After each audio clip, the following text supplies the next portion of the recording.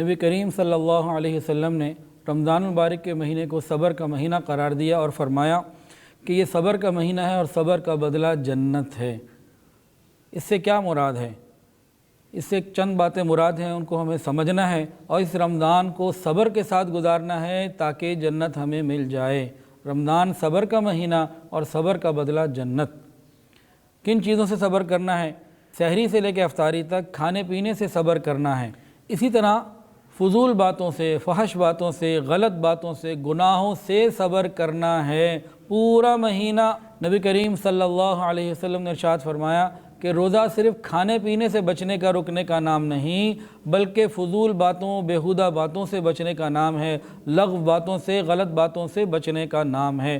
تو پورا مہینہ ہم نے صبر کرنا ہے، فضول باتوں سے، غیبت سے، جھوٹ سے اور گناہوں سے پرہیز کرنا ہے، اس پر صبر کرنا ہے۔ رمضان میں روزے کے اندر لڑائی جھگڑے سے بھی صبر کرنا ہے۔ حدیث کے اندر آتا ہے اگر کوئی شخص روزے دار ہو اور روزے دار سے کوئی لڑے جھگڑے، اس کو چاہیے کہ وہ جھگڑا نہ کرے بلکہ یوں کہہ دے کہ میں تو روزے دار ہوں، میں روزے سے ہوں، میں جھگڑنا نہیں چاہتا۔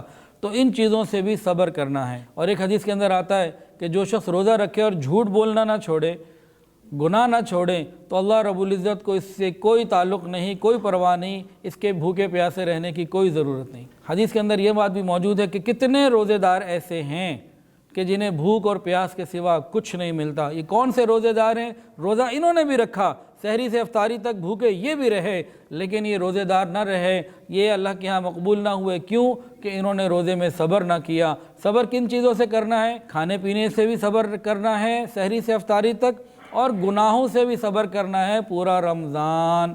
اس کی فکر کرنے کی ضرورت ہے۔ بہت سے روزے دار ایسے ہیں جو رمضان میں حلال چیزوں کو تو کھاتے پیتے نہیں، لیکن حرام چیزوں کو کھاتے پیتے رہتے ہیں۔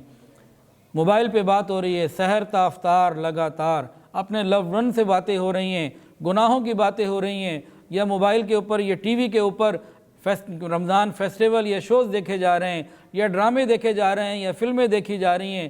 اور جیسے ہی رمضان کا مہینہ آتا ہے، شیطان تو چلا جاتا ہے لیکن اپنے پیچھے ایسے ایسے کارندے چھوڑ جاتا ہے جو دن رات پوری کوشش کرتے ہیں کہ ان کے روزے کو، مسلمانوں کے روزوں کو خراب کر دیا جائے۔